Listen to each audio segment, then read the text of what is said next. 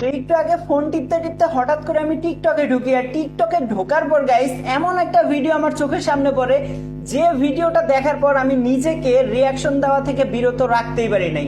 এই রাত করে আমি চলে আসলাম ঘুমটুম বাদ দিয়ে, মনে করো যে শুধু ক্যাপটা মাথায় দিয়ে কোনো রকম তোমাদের জন্য ভিডিওটা মেক করতে বসে গেছি।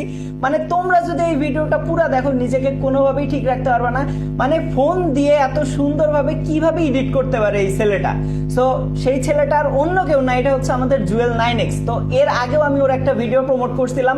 মানে ভাই আমি প্রমোট করছি বলে কি, ও আসলে প্রমোট পাওয়ার যোগ্য? মানে এতটা অস্থির লেভেলের এডিট কিভাবে হইতে পারে ভাই? আমি জীবনে কি শিখলাম আমি তো সেইটাই চিন্তা করে পাচ্ছি না। মানে ভাই আমার মাথায় কাজ করতেছে না। ওর এই ফুল ভিডিওটা তোমরা মনোযোগ দিয়ে দেখো। আচ্ছা ঠিক আছে গাইস, আমি বেশি পক পক না করে আগে ওর ভিডিওটা দেখবো। তো চলো ওর ভিডিওটা দেখতে থাকি। ভাই মানে অনেকটা করছে ধুমের মতো। ঠিক আছে ভাই রে ভাই, হেলিকপ্টার গুলো উঠতেছে মনে হচ্ছে একদম রিয়েলিস্টিক, মানে অরিজিনাল লাইফে যেভাবে যুদ্ধ হয় কিছুটা ওই টাইপের আর কি কোয়ালিটিটা করছে। আচ্ছা ঠিক আছে,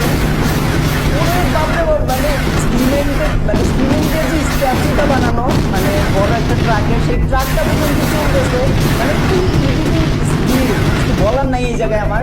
তো ঠিক আছে, তার বাইরে ভাই ওই গাড়ি নিয়েও চলে যাচ্ছে। আচ্ছা ঠিক আছে, ওই পাশ থেকেও হামলা করতেছে, এই পাশ থেকেও হামলা করতেছে। ভাই রে ভাই কেমনে সম্ভব? ঠিক আছে, তারপরে কি হয়েছে? ভাই রে ভাই, ও ভাই এটা কি ছিল? মানে ও জাস্ট ধুমের মতো উপর দিয়ে বের হয়ে গেল। উড়ি সালা, এটা আমার কাছে সেই ভালো লাগছে। আর বিশেষ করে গাইস পরে আমি ওর ডিসক্রিপশনে দেখি যে এইটা হচ্ছে ওর 6 লাখ স্পেশাল একটা ভিডিও। আর আমি ভাবতেও পারি না যে 6 লাখ স্পেশাল একটা ভিডিও এতটা মারাত্মক বানাবে।